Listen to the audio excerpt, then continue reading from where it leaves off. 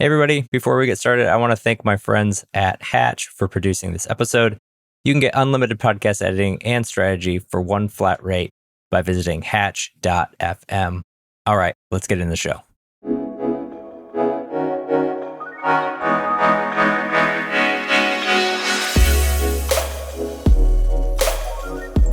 Welcome to Distribution First, the show where we flip content marketing on its head and focus on what happens after you hit publish.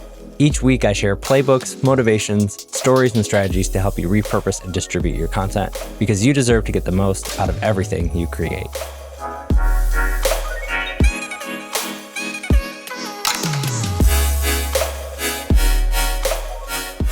Hey, friend, welcome back to this episode of Distribution First. I'm so excited to have Nathan with me. He's the CEO of Anthem Content, and we are going to be talking all about video. You know, I feel like every quarter I've got somebody on here talking about video, but I think it's one of those pieces that most people know they should be doing, and it's gotten better. It's gotten a lot better. Video, the barrier entry to video has gone way down, but I think at the same time, it's still a real spot of confusion, especially if you're talking about B2B. How do we create video? How do we share video? What's the best way to do it? How do we make sure it's valuable? So Nathan, I'm pumped to have you on, and we're going to talk all about video, social first, all that good stuff. Awesome, Justin. Yeah, man, thanks for having me. Really appreciate it. Good to talk with you, and looking forward to diving in. Sweet. So I think where I want to sort of start is, and this is where a lot of these episodes end up starting, but I think it's like sort of level set where we're at is like, where do most companies get video wrong?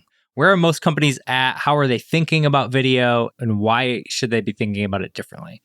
Sure. So I can tell you for ourselves, we're kind of a recovering video agency ourselves. So, I mean, we did single video assets. I mean, company comes and they say, hey, I have an idea. I want to do a video. They come to us or any production company and it gets executed. You deliver that video. They go on their merry way. But then if you really look at what happens to that video or the life cycle of that video, it gets wasted or misused, right? In two different ways. The first way is they take that 2 or 3 minute video. Maybe they put it on LinkedIn, they put it on a social channel. Eventually it goes on some obscure page on their website. Maybe every now and then it makes it to a sales presentation. And that is the life cycle of that video. And when you really look at it, the $10,000 to $20,000 to $30,000 investment in that video, was it worth it? And for most companies, the answer is no. So that's the first piece is if we're going to invest in video, we need to stop thinking about single assets. It's just not a good use. The history of that and where that comes from is really from the production side of things. I mean, if we're going out and we're producing a commercial, yep, you know what? That makes 100% sense. But when we're talking about B2B content, it just doesn't. The other side to that, and I think probably the more important side, when we're on B2B content, we're inviting our CEO, our knowledge leaders, our customers, our people of importance into this content. We really have to make sure that we're maximizing the value that they're giving us. So when we go on these projects to create a single video asset, we might interview the CEO for 30 minutes. We might interview a customer for 30 minutes. We might interview some subject matter experts. At the end of the day, we come home with 3 or 4 hours of content. And then what do? We turn around and we create a 2 to 3 minute video. What happened to the rest of that content? There are valuable nuggets in there that honestly never get seen. They go to the editor. The editor decides what is the one message that we're trying to say. Here are the most valuable points to that. Here's the video, goodbye. And literally the rest of that gets thrown away. That's what we're trying to prevent is that value from being thrown away and really say, how do we maximize this from the start and not as an afterthought of let's go back and let's see what was said and maybe we can cobble something together, but actually go into those interviews and go into those building projects and say, what's the most amount of value that we could get? Or said a different way, what needs to be said and how do we get these people to say it during the time that we have with them? Oh, that's so good. I have one video project ingrained in my brain where we interviewed a ton of folks. I literally don't know the total cost would certainly be probably in the tens of thousands of dollars just based on sending people. It was at a show. So, you know, we're going to send people to the show. We're going to set up the booth. We're going to set up all that stuff, right? And we got back and then it was, all right, what do we do with it? You know, we got these, you know, what do we do? It was like, oh, shoot. Like, yeah. Sometimes you got to fail to learn. And so that's okay. I think if somebody's listening and they're like, oh, that's where we're at, that's where my company's at, or oh, that's what I've been doing. What my goal for this conversation too is like, all right, how do we get beyond that? What are the things we can be doing that are a little bit different? So that's kind of where I want to go is, sure, we know this is not the place we want to be. So what's the different path forward? What are the things we should be thinking about when we're thinking about video, and how can we actually start taking action? If it's not this long form, ambiguous content that we create with no real plan, what should it be? Sure, sure. So before I kind of poo-poo all over long form content, there is a time and a place for it, right? So great example, there's a company that we work with. They're going through a major merger. They need kind of a introduction to what that means for their team, their market, their investors. That is a great use case for single assets when it comes to video, right? They need to introduce that. But when it comes to your everyday content, it's just not the best way forward. If you really look at what are we trying to accomplish? Many times we're trying to communicate a message or a series of messages to an audience. It really starts with that audience. Where are they hanging out? Because when we create a single video asset, we're normally going to post it one time. We're going to put it on our website, and we're going to hope that someone comes to our website to absorb it. And the reality is our audiences do not live on our website. They live in social channels and other places where community happens and conversations happen. So the question becomes, how do we become a consistent part of that conversation, that community? And when you're really looking at video and how do we use it to become that, you got to stop thinking about single assets and you have to start planning, okay, first, what channels are we going to be active in? Next, what is it that we're even trying to say? Or what belief do we need to build in our audience?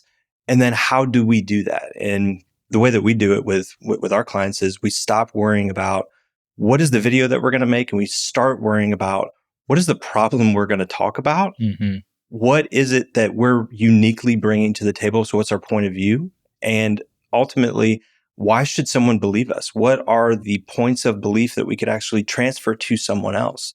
We had a client in here last Friday, I think it was, and we were just going through and they, we're not sure about creating all this content. And I just stopped him and said, look, let me ask you a question. If you were your potential customer, would you buy from you? And he was like, yeah, absolutely. He basically said he would be an idiot not to. I said, okay, perfect. When you walk into a sales meeting, do they immediately say, yes, we want to buy, or do you have to convince them? And he's like, no, we always have to convince them. We have a different product. We've got a different way we approach it. We have to show them that. And I say, perfect. You do that in a sales meeting. What if you created that exact argument or transferred those reasons to believe into your content, and you could share it on a continual basis into a social channel where an audience exists? And it was honestly like a light went off for him. He was just like, oh, okay, I get it now. Now, how do we do that? And I was like, bro, it's the same way you came to believe in your own solution, your product. You've had the idea, you've formulated the solution, and you've seen it work time and time again. We have to give that same experience to that audience. We have to break it down like that into what is it we're saying? What is it we're thinking? How is this different? Next, how does that work? How does it actually function? What are the nuts and bolts?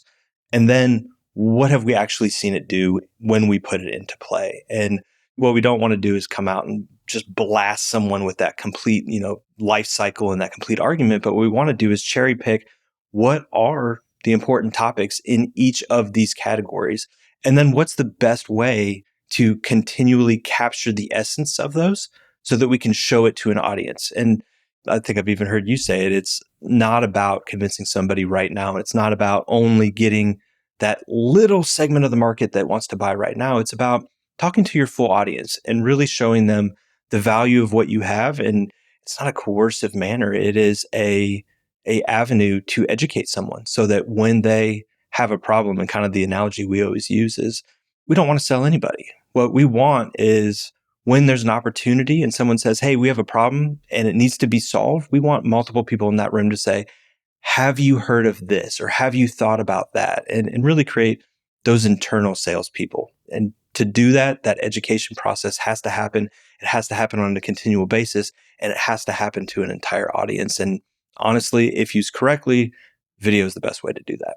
So much good stuff there. Yeah, I'm with you. The message, the repetition of that message, and being able to essentially the goal of the content is to make a consistent argument. For sure. It's copywriting at scale. Excellent copywriting is making an argument at scale. This is the problem. These are the pain points you're experiencing. Here's, all that type of stuff. For sure. Then we're going to convince you of a better way than the existing way. Did you know that this is, you're just starting to pick at those things. Yep. And so I think being able to use video in that way is so key, especially with where, honestly, just kind of where all of these social channels and where content is moving and like there's really no way around that. But I think the thing people don't realize with video, I think when they think of video, they think it's this totally separate and different thing. And I think what you're hitting on is like video is just the medium. It's just the content. No different. Like you can make all of those arguments on a blog post. Absolutely. You can make all of those arguments in a graphic and you can do all this in different ways. And I think what you're talking about is like just tapping into video to be able to do that and have that forethought to get it done. So tapping into video, one, I think is important because it introduces people to the person saying the things. So when you write stuff, it's hard to really envision who is that person, what's the tone, what's happening here, who am I talking to? So I think there's a little bit of a disconnection when it comes to written content. Not that written content is bad. I maybe selfishly prefer video. But, the introduction to who's saying it, right? It can't be outsourced. It has to be you actually saying it. And there's a certain authenticity that comes with that. But in addition to that, I think when you start to get a team involved in that, when you start to really break down, and it doesn't have to be oh, hey, and, obviously we're on your podcast now, but it doesn't have to be okay, guys, we're doing a weekly podcast. It could be as simple as, hey, let's set up a camera and let's just have a conversation about a few things. And really get to the nuts and bolts about what does our founder think? What do our subject matter experts think? What do our customers think around these different things? And breaking down those barriers of what video has to be or what it is kind of the key to your point, I think. People have preconceived ideas, whether it's a long form podcast that we have to do every week, or it's this super high pressure video that we have to say the right thing. And it just doesn't have to be that way. If we can break down that barrier and make it more accessible and really normalize the use of video on even a daily basis, people really open up. And when they do, they can say what they mean. They can deliver that message authentically. And when audiences see that, I think it moves them more than potentially written content or something sometimes even highly polished. Yeah, I think actually the highly polished everything is kind of, oddly enough, feels like it's fading away. Mm-hmm. The highly polished ad, I keep scrolling past every time. The highly polished company email that comes through, I ignore. Yep. The highly, you know what I mean? It's just the only difference, maybe like a very well produced, highly polished like YouTube video or something, that's like just does a great job. It's like, all right, y'all got me. Yeah. I think one of the things that I'm curious about is like, man, how the heck do we even think about getting started? Like, I know one of the key problems I literally was just having this conversation with somebody last week of like, we want to get our CEO to have more of his thoughts out there, or we want to insert subject matter expert. Our sales team needs to be like, where do we even begin? Like, what questions should I be asking? Even if I've got the rough thing of like, all right, we're going to do a Zoom call at the very basic. We're going to do a Zoom call and like this, we're set up in Riverside. And now I've got these video clips, but like, what the heck am I asking? How am I thinking about? Because even for me, I'm like, all right, I'm used to long form. We're going to have this conversation. I'm going to chop the good things up that we talk about here. I'm going to spread those out, which again, I think, like you said, is still super valuable and you can do that.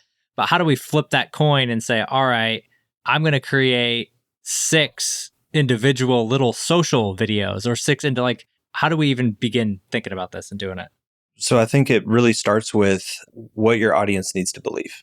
So it goes back to belief. For us, ultimately, we're in the game of trying to market and sell something. In order for someone to actually exchange dollars with you, they have to believe it has value. So there are certain hurdles that you're going to come to of why are they not already giving you that money? Has the opportunity not existed, or do they not know what the value is? And for many, it's the opportunity didn't exist. But for others, it's maybe they don't know what that value is. So the first thing is decoding what is it that you believe and what is it that your current customers believe that allow them to give you the money and be happy about it, right? So there's a certain belief factor there that they think they're getting the value. So what are those points of value? And also, where are some of those challenges or reasons that people may not do that? And really highlight what is this structure of belief that we need to get to? And a lot of it starts with what that problem is. You can't have value if you're not solving some sort of challenge or problem for somebody. So really outlining the problem, outlining who it exists for, outlining what it's caused by, what it's impacting, and really figuring out, do we have a unique perspective on this? Do we have a unique way that we're proposing solving this within our solution set? And if so, great. That's perfect. And some people do and some people don't. You usually hear the more commoditized business say, oh, well, we have great customer service and that's why you should do business with us. If you dive deeper, it's usually a little bit deeper than that. But at the end of the day, we have to know what are the actual facts or figures or reasons to believe that we're a solution to a problem. And I'm not even suggesting that they have to just think we're the only solution to the problem. They just have to believe we're a potential solution to that problem. So I think that's probably the best starting point, is sitting down and saying, what do we even want people to believe? And that gives you a framework for what do we need to talk about? Because the natural tendency is people to talk about the product, the features, the benefits. We're going to talk about that product. And it's like, okay, well, let's back up a stage and let's talk about the problem. What's actually happening? Why do we even have a product? Let's start there. What change are we trying to make for our dream customer? Why does that exist? Why is that important? How are we doing it different than somebody else? And then probably the last piece is we have this why, and then we have this what, the product that we have. But we also have a who, our dream customer. When we put that into market, we're not the only ones saying that this has value. Our customers are coming to the table and saying, we love this. This is great. This solved our problem. We need to be able to capture that too. So that's a really, I think, ignored piece of the equation where there's a lot of people that say, oh, we're going to do thought leadership or we're going to market our product. And a lot of people ignore that customer side of things or underinvest in that customer side of things. And maybe they have a testimonial here and there, but really haven't gone through that complete life cycle, that complete customer journey from their perspective to be able to break that down and share it in different ways with the audience as well. So before you think about cameras or formats or this or that or the other, it's what are we even saying? That's the key. So then once we get that, once we sort of understand, all right, we know who we're talking to, we know what our core problems are, how do we start thinking about doing that and actually like, we'll use that scenario I talked about with the CEO or whatever, right? Like I'm sitting down, I'm in the content, I've been in this spot. I'm the content marketing manager. My job is to try and extract the value out of this conversation. Am I simply going to start asking questions around the problems? Like, what's your point of view on I'm trying to think through what if there are any practical or tactical things that folks can use. Yep. So the first thing is don't overcomplicate it. The second you overcomplicate it or you ask too much, especially of an executive team, they start to shut down. So if they're not willing to participate in it, well, you're toast already, right? So the very first thing is just make it simple, especially to start with. We don't need to go in there and say, we're doing a weekly podcast and you need to be here Tuesday at 8 and this is what's happened. That's not it.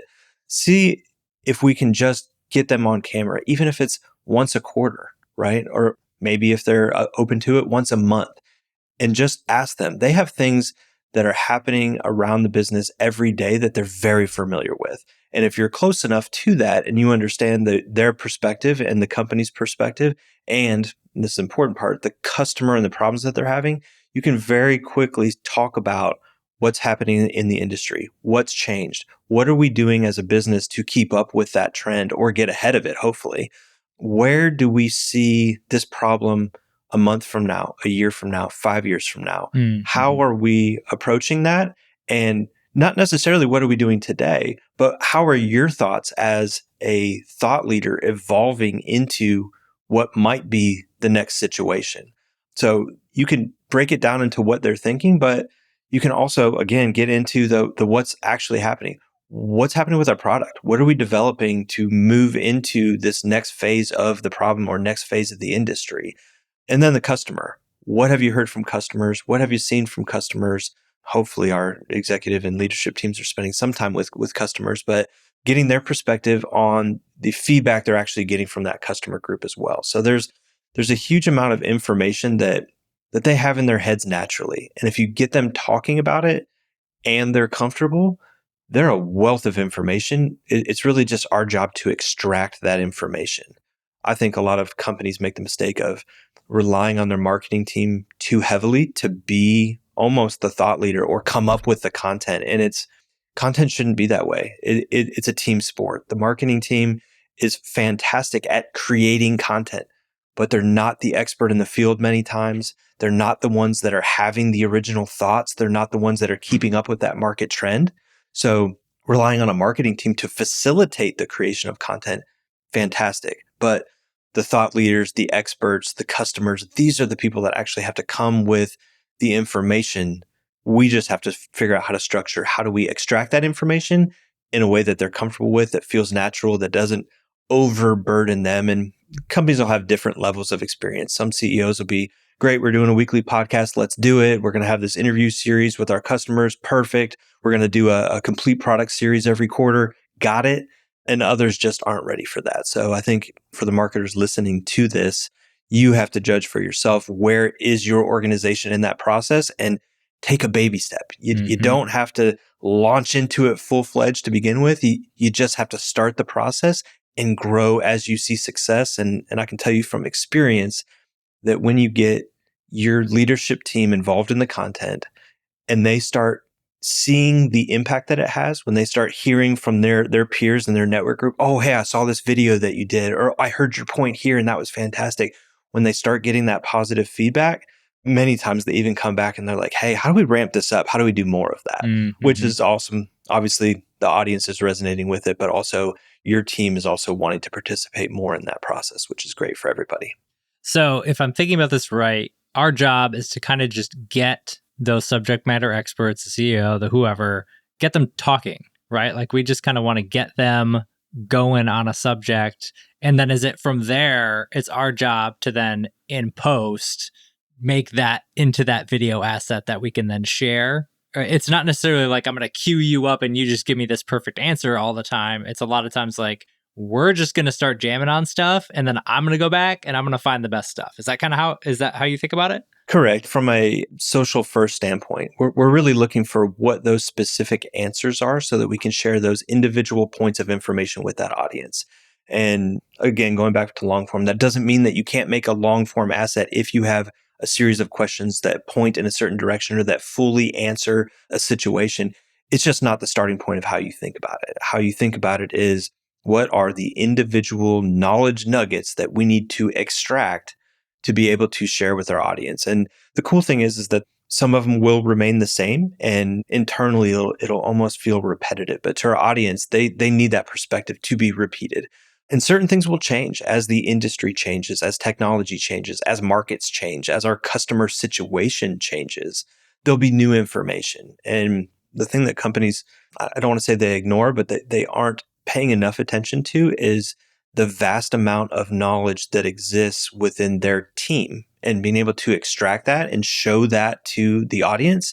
It's a gold mine. And from a marketing team that's sitting there, I mean, we work with a lot of engineering teams, a lot of technology-based teams, things of that nature.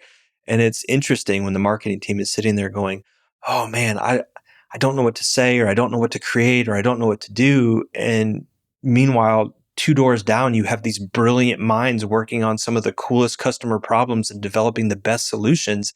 And it's like, what if you just combine these things where your content is the brilliant minds? It is the solutions that we're creating. It is the difference that we're making in the world, but we're just not turning it into, oh, I have a budget for one video. Let's do a video. It's, how do we continually capture this message and how do we continually share it with our audience to really make that difference and start to build belief in them? Yeah, I like that. And I love the idea, like you said, with the pilots too, and just getting in there and figuring some of this stuff out a lot of times where, you'd probably be surprised, right? If you sat down with Jim two doors down or Jane and had that conversation and recorded it, or just like, hey, let's hop on a call and record it and just see what we get. Usually that's some of the best content that can come out anyway, versus if you had this big elaborate production and sat down into this big fancy thing. I'll tell you, the bigger the production, usually, especially people that haven't done it before, the more nervous they get, the less likely it is that they're going to share with you. And coming from, I would say, a bigger production background, sometimes probably initially it was kind of, nails on the chalkboard. Are we going to do something a little bit more organic? But as you get into it, you really start to realize that there's a time and a place for all types of content. There's a time and a place for big production content. There's a time and a place for smaller productions. There's a time and a place for just whipping out your iPhone and getting what can be captured at the moment. So not getting snobbish on the content that needs to be created and realizing that any value that you can capture is going to be valuable. Mm-hmm. So figuring out what's the right tool or the right method of production for each different scenario is really going to help. I think a lot of marketing teams kind of section off and say, sometimes we can go big budget and, maybe on product launches or, some certain customer case studies that really need to be highlighted. Perfect. But when we're doing thought leadership stuff, what's the level that we need when we're at a trade show or at a conference? What's the level that we need? What's going to be received by our audience? And for many of us, it's going to be let's test it. Let's shoot some things. Let's edit some things. Let's put some things into the market. Let's see where we're getting traction and build over time and iterate and continually get better. I mean, if we get 1% better every day, we're going to be in an infinitely better place in a year. Yeah. And I think with that too, it's the balance of being able to kind of plan ahead. Like, I think that's at the crux of, honestly, it's the core of the show and everything that I do in Distribution First is like understanding how you're going to use that thing, which I think is at the core of the problem we talked about at the beginning of the show. Whereas if you're sitting down ahead of time, not only thinking about the message, about the point of view, about the medium, but the channel, and then where you're going to share that. I think it's those three things. It's actually, those are three of the main problems I see with most content teams and marketing teams is they have too many channels, they have too many messages, and they have too much content that they're trying to like format and make work and do all those things. And I think being able to think ahead and having all of those things aligned is what actually makes that flywheel work, where it's like, all right, we're going to dump this content in here. And then that's what makes a distribution flywheel work is like everything we're sharing is on message. It's on the channels where we want to be. We're actually being proactive about that. And it's in different unique formats, video being one of them. And I think that really makes a huge difference versus what typically happens is we made the thing. I don't know what to share. We just spent, 3 hours interviewing ourselves, but we have no content to share. We have no videos, right? Yeah. Well, and to that end, I think, when we're talking to, and I know you work with a lot of software companies, things of that nature, we work with, I would say, more older school industries. We've got a lot of oil and gas, engineering, things of that nature. And they're not as advanced on the content side of things many times. And when you're talking about from a distribution first standpoint, just understanding where is this going? Are we creating for TikTok? Is that the most important thing? Or does our audience exist on LinkedIn or YouTube or somewhere like that? And for most of our customers, not all, but most are really playing in a LinkedIn, YouTube type space. Mm-hmm. When you sit down, in fact, this afternoon, I'm sitting down with a client and they're in the oil and gas market. And we're going to be talking about information coming from the company is great. And that's fantastic. And building up, our company page and having information to pump out through paid channels is going to be fantastic. But also we need to look at you guys on the leadership team and say, what are you going to do? You have a network. You have a reputation. It's your voice we're putting out there. How are we going to utilize you as a leader in the industry to further this message and not just capture you on camera and then hopefully just share it from the company standpoint, but how do we actually turn you into the knowledge leader that you actually are? How do we show the market that you are a player in the information and the change that needs to happen in that industry? So when you're looking at distribution points, it's not just the company, it's also the individuals that you're including in the content creation process. How do you bring them to the table, not just to produce the content, but also to share and distribute that content to get it to the right people? It's the hardest thing in distribution right now, from what I've seen, is getting internal folks on board to consistently share. I've heard it from internal folks who are trying to do it, and I've also heard it from external agencies who are trying to do this for people. You could give everything to them and they still won't post it. Yeah. You're right. You're working with companies and doing this. Any thoughts on like how to make that the most successful it can be? Or is it sometimes just like the uphill battle? At the end of the day, they won't do what they won't do. So you're not going to be able to force anyone to do anything. The two pieces of advice I would say, maybe three, is first, if the higher up is doing it, it's a great incentive for everyone else to do it. So if you can get the founder or CEO on board for that, explain the importance, show the relevance, and maybe just start there and get he or she doing that before you bring other people into it, I think that's going to be a big reason why other people might want to get involved. The next piece would be make it as easy as possible. I am not going to be a giant advocate for write all their posts for them or use AI or do any of that stuff. But when you create these video components, tee it up for them, get a software that allows it all to be in there and maybe even start the idea for them where they just have to flesh it out and put their own voice and own spin on it and have it just already scheduled. They just have to go in there and approve it. For some teams, it might actually help to schedule a time where you go in and review each one with them and actually capture that idea for them and then almost write it for them and just get them to approve it. So the more you can reduce the burden of it, again, they're not content creators, they're not copywriters. Mm-hmm. The more you can reduce that burden, the more likely it is that it's going to happen. The last piece is create a friendly competition of sorts to where, hey, we've got this team, we're all out there, we're all on the same mission. We want this vision to be out there. We want this voice to be out there. We need this as a team. Who's participating as a team here? Hey, we've got Tim here that did 15 different posts last month and, here's the results. And we've got Larry that did 2. Larry, can we step it up? And really use the group as a social pressure to say, hey, we're responsible for this, guys. Let's get this going. We're a team. Let's act like one. Love that. I've actually heard that from a couple different teams who have done something similar where it might not even be, it just might be a goal of like, hey, let's see who can hit the 10K a week impression goal, right? Or like who, yep. Like, and that way it's a little less of like, hey, you're not posting, but it's just like these people have hit the goal and these people haven't. How can we amplify that beyond just the, just beyond the company page? And I think what you said too, as it's sort of like different layers of making this a reality, right? Like layer one is convincing the CEO, the SME, whoever, that like, this is important enough to do. Oh yeah. We're going to create this content. We need your help to be able to share it. Okay, cool. Like, are you bought in to be able, like, there's that whole side of it. For sure. And then it's the execution side of like, all right, now we're going to help you do that. And I think also always, I say this a lot, marketers, we're great at external stories, but I think if you're in-house or honestly, even a consultant doing anything else, agency, your job's to storytell to the customer as well and to storytell internally of like, hey, CEO, look how awesome these videos are performing, or like, we'll keep an eye on your stuff for you. You don't have to really worry about like the performance. We'll track that. They might be checking it anyway, just to, you know what I mean? Because how did that video go? Especially like you mentioned earlier, if they start seeing a little bit of success with this or hearing somebody say, oh, that was a great video that you shared, I love that take. It's just a little different.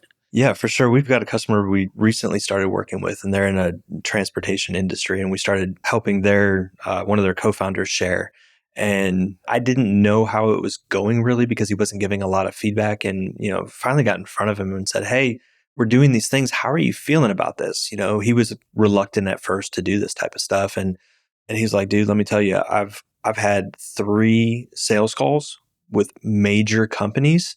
Just from the stuff that you're helping put on our LinkedIn, his in particular. And he's like, I didn't think that was possible. And I'm sold. I'm bought in. I've got my friends, my colleagues saying, hey, I see that stuff you're doing. It's so cool. You're out there and you're doing this stuff. And we've got actual opportunities coming from it.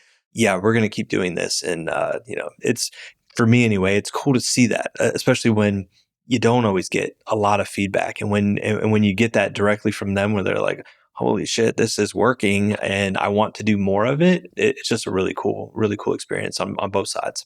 That is really cool. I like the distribution first view on that video and being able to think about it in a way that's a little bit, like you said, when you start long form, and I love podcasts. This is a podcast. Hello. Like I love podcasts. I think monthly events are a great way to do things as well. But yeah, I think understanding the purpose of it to say like, it's going to be much easier for you to sit down and have a bunch of little conversations and then piece those things together and then cut up all of those things. It's actually going to be way easier and you're going to get a whole lot more out of it that you can execute on than saying, I've got to build a program that now feeds my video strategy.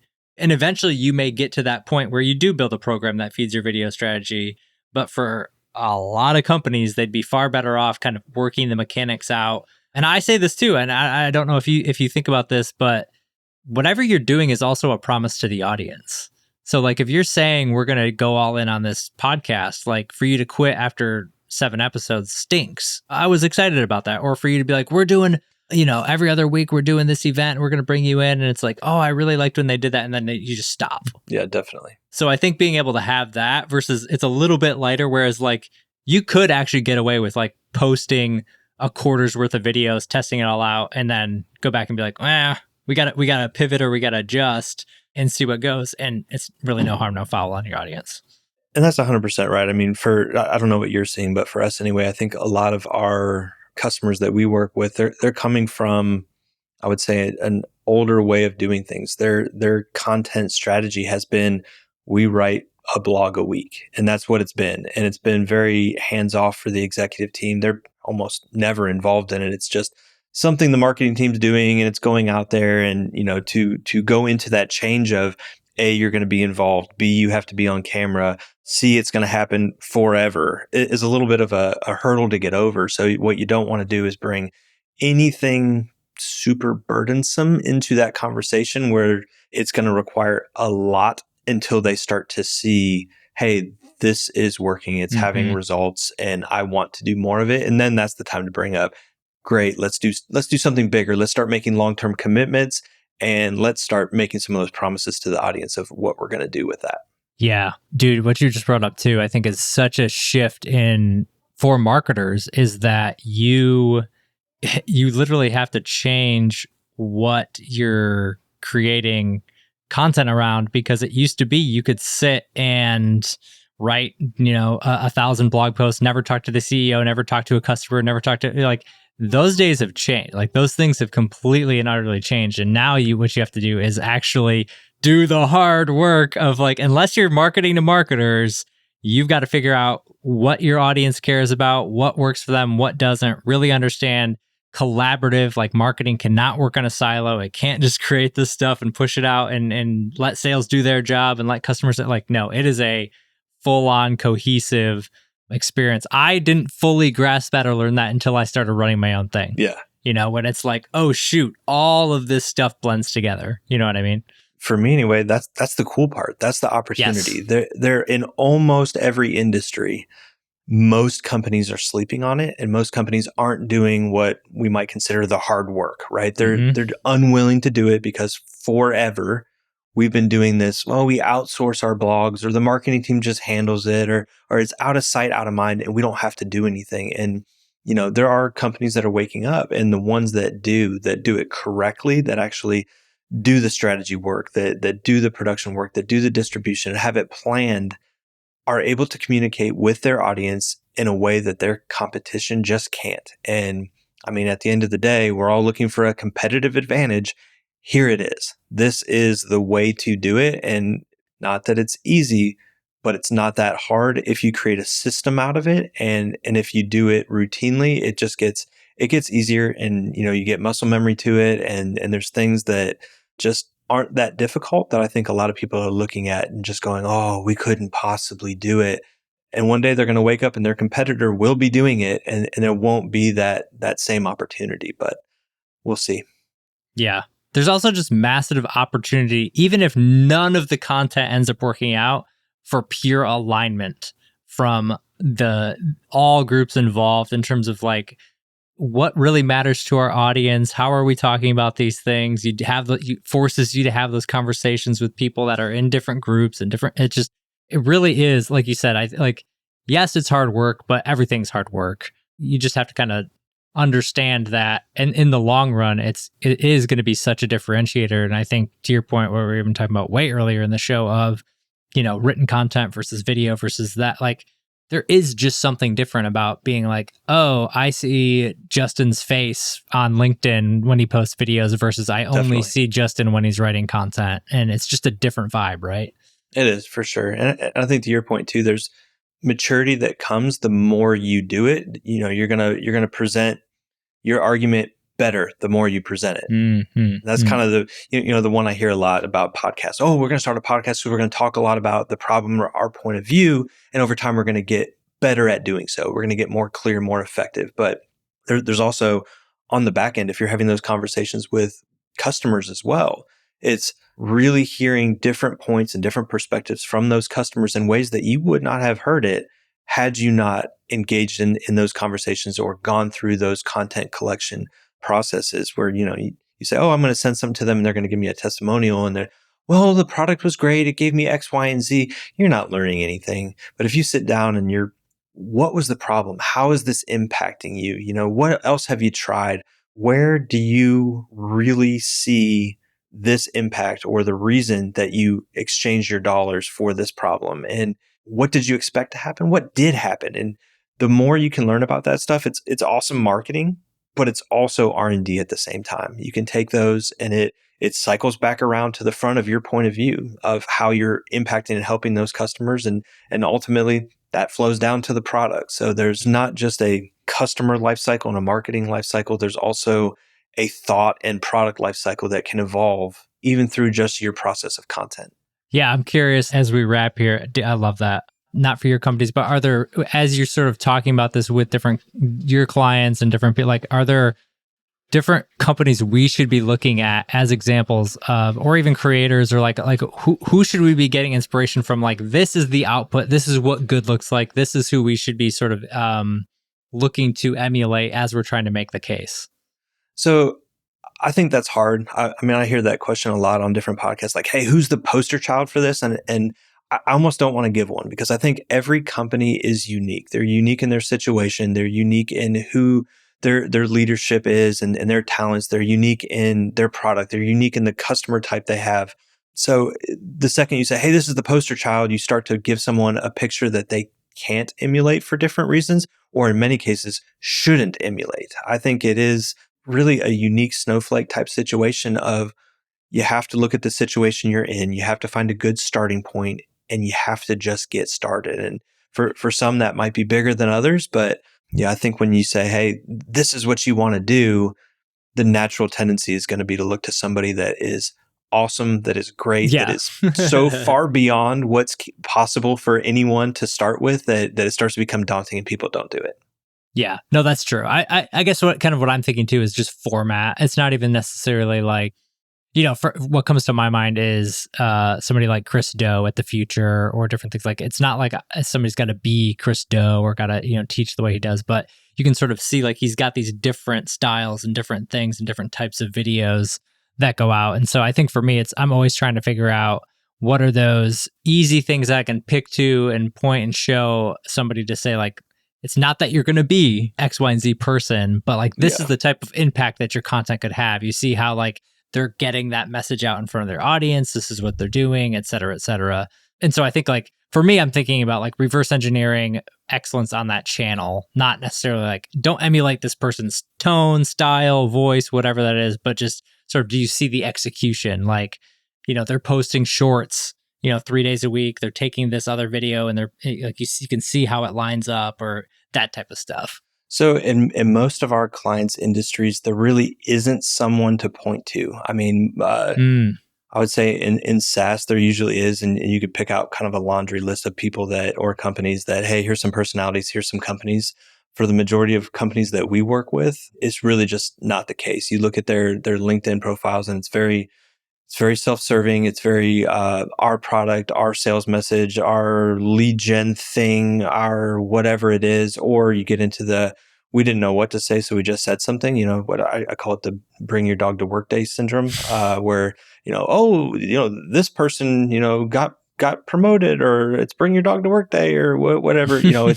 It's this an engineering day, and all that's fine, but there's a lack of really high quality people to look at in most industries. Mm-hmm. And I think that really, instead of saying, hey, this is what you want to emulate, I think it's really let's not try and emulate and let's just figure out what does good look like for us and then improve that. I like that. Yep. I could see that. It's funny when most people ask me which companies, I never name one. Cause I'm always like, I don't know. I don't like company content. Like, I enjoy, or if I do, it's like the individuals at the company. I enjoy their takes and I enjoy their, it's very different, or it's just creators. I'm huge into reverse engineering, like what different YouTube channels and YouTubers are doing, what other podcasters are doing. And again, not to like, and honestly, I like to look at it from completely different spaces. So I'm not even going to look at somebody that's in marketing. I'm going to look at somebody who's doing something completely different that's also successful to see like, all right, like why is that? What makes that unique? And it's like, oh, okay, I could see that. I could see where that topic is interesting. Like, can we take that topic and generate something similar for our users and our base? And because it's already proven to work out, And in that, there is an opportunity to do that. Like if you look at like different show formats and different aspects of the way you could approach something, I think there's an opportunity to look at how could we present the information in a more interesting way. Mm-hmm. So I definitely could see that if you're looking outside your space, outside of your industry, especially something that has an episodic nature to it, a show. There was a guy. He might still do it. His name's Patrick Campbell. He had a company called Price Intelligently, and he would do the pricing page teardown. He would actually go through different pricing pages, and it was in the SaaS, so you might know what I'm talking about. But yeah, profit well. Yeah, exactly. I always thought that was really creative, and it was in his space, but it wasn't like, ooh, here, let me tell you the nerdy technical stuff. It was like, hey, let's have some fun with this. So I do think there is that opportunity to say, hey, who's presenting information in a more creative, memorable way? I mean, that was probably 10 years ago, and I still remember that. So there is definitely that opportunity. Yeah, love it. All right, man. It's been fun chatting video. Absolutely. Hopefully it gives people a lot of ideas that, to get started. I think just wrapping it all together, one of the key things I think on the distribution side that people and companies are going to have to wrap their head around, there's no way around it, is subject matter experts, expertise, authenticity, and how do you do that at scale? I think video is so good for that in a lot of ways, and it's just a matter of how do you tap into it and do that. But I think, like you said, the companies that can do that are the ones that are going to stand out. It's just going to be, video is still that hurdle that people have to get over and figure out how to get comfortable doing. But if you can do it, you're gonna have a leg up. So thanks, Nathan. This was awesome. Thanks, Justin. Appreciate it, man.